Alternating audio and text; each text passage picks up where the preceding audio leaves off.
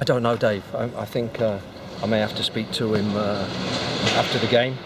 Murrow's come down and made contact with me, but I really don't know the outcome. I really don't. But certainly, what I don't want to live with is ultimatums. I don't think that's the right way. I don't think that's a professional way to, and the way forward for any football club and for any manager.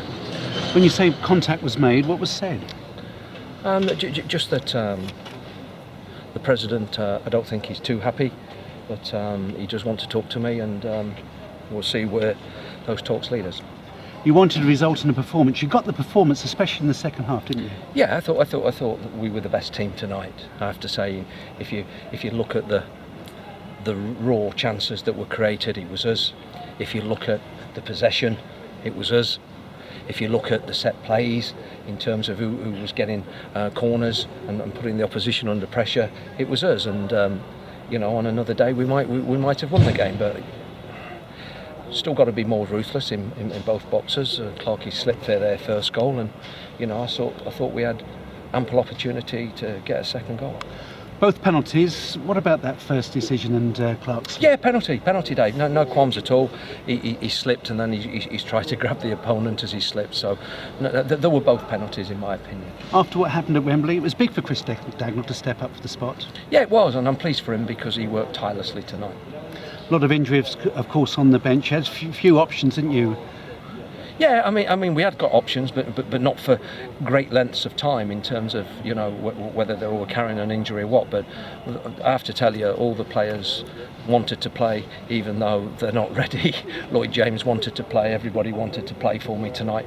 To get a result. And in terms of their attitude, that's been wonderful. In terms of the fans' attitude, whether it's been social media or the numbers they've come out with and the cards they've been showing tonight. It's been quite overwhelming, to be honest, Dave. I've done, I don't know how many games, 650 or more, and to see that support, and we've not had a great start, but they believe in me. We had something very special at this football club, and it's important that that ethos doesn't get eroded, even though there is a change of ownership or a change of personnel. It doesn't matter whether the personnel change, ownership change. The ethos, that work ethic and that togetherness and that desire and that character cannot change.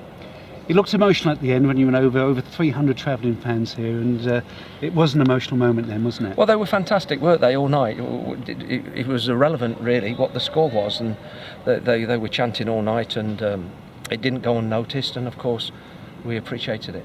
So, Russell, what happens next? I don't know, Dave. I don't know. Maybe that's a question you should be asking other people rather than me, because look, there are certain things in life you just can't control. Nobody can control everything in life. What you can control is the response. And the response tonight by my group and by myself, I thought, was as good as you could possibly have asked for.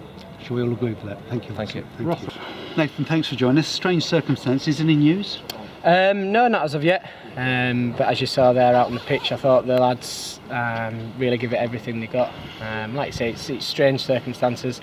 But we can, as players, only go out and do as much as we can for the manager. He's always stuck behind us, and us as players, we believe he's the man to take us forward. And we want him here as long as possible. The performances, credit we've not been as best, but we're fighting for every ball and trying to turn it round as quickly as we can. And again, you saw the support there. They're right behind us as players and the manager and the staff. Russell's announcement on Saturday that his job was on the line for this game certainly came as a surprise. It must have been incredibly emotional for the players building up to this match. Yeah, it is. It's sort of it's obviously tinged with disappointment earlier. When you hear the news, but you've got to rally round as players. And as staff, and I felt we did that. The couple of days we had in training was really good, and all geared up for this game. And I felt if one or two maybe again would have dropped our way, would have come away with a win. And I thought we were pretty solid, especially second half. We just couldn't get that ball in the net. 8 unbeaten on the road, victories at Peterborough United and Aston Villa. It's not bad, is it? It isn't, no, and like you say, I think people possibly looking in from the outside see it as a bit doom and gloom. We see it as we aren't far off. one or two things just not dropping for us and going our way, but we're fighting and trying as hard as we can to turn that round and get up the league as quick as we can.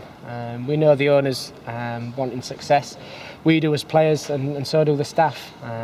So we're giving everything, and we're sticking together and being a good group like we've been these past couple of seasons, and trying to turn things round. It is Jekyll and Hyde, though. So good and impressive on the travels, so poor and disappointing in front of your own fans. Why?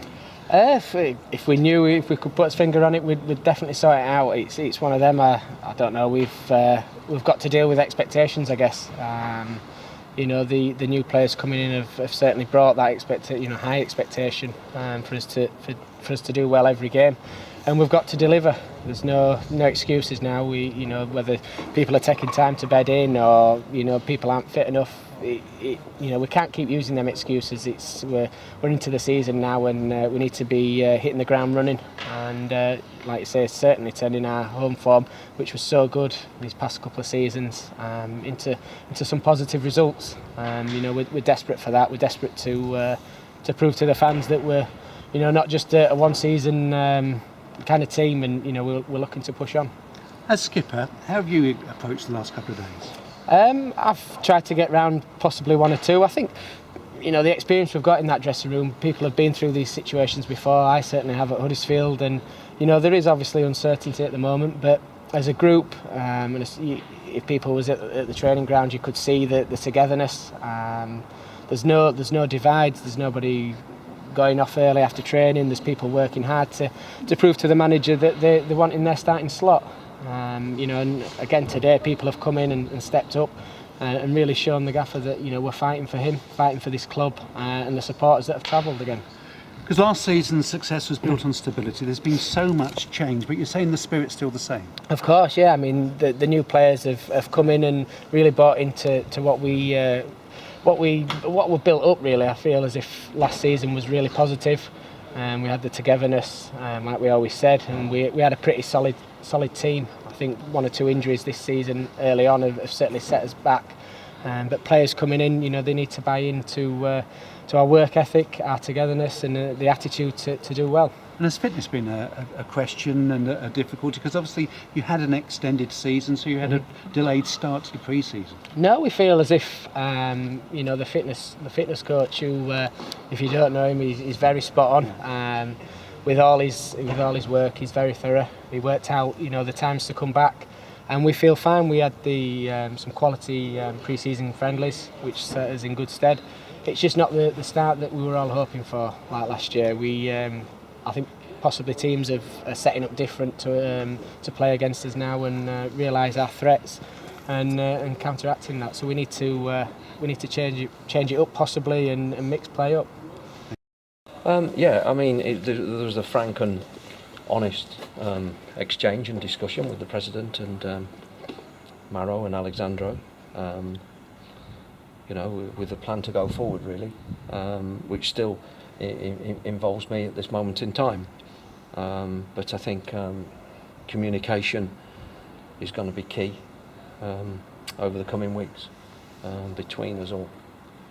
So it's clearly quite a heated discussion, or was it more constructive? Honest discussion, very honest.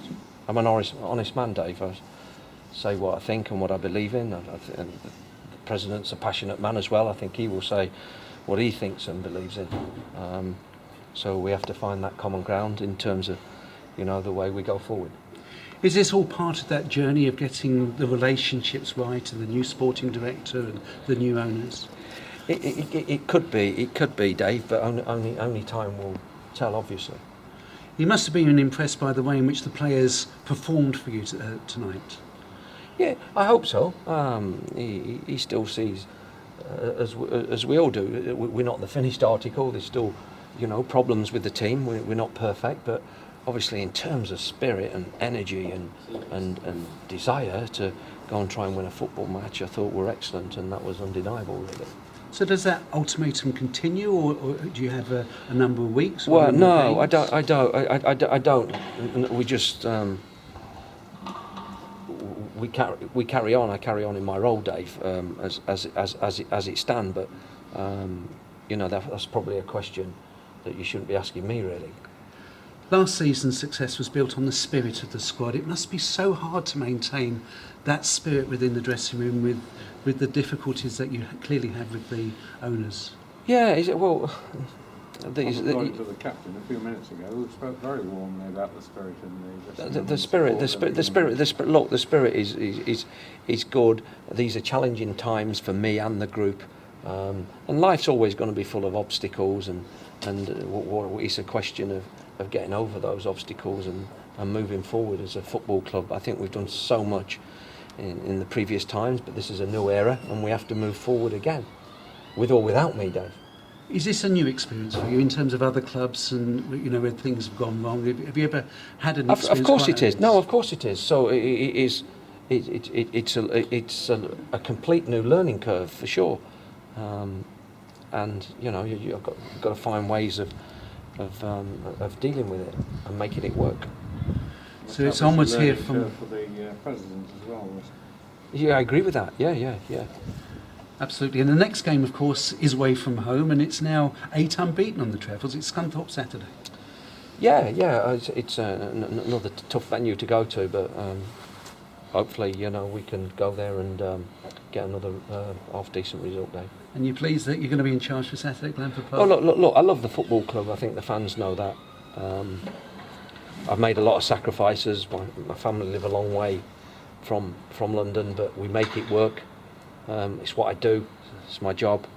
I love my job, and obviously, you don't want that. You don't want that taken away from you. But let's hope. Moving forward, relations and performances. Moreover, performances of a consistently high level that that everybody's happy.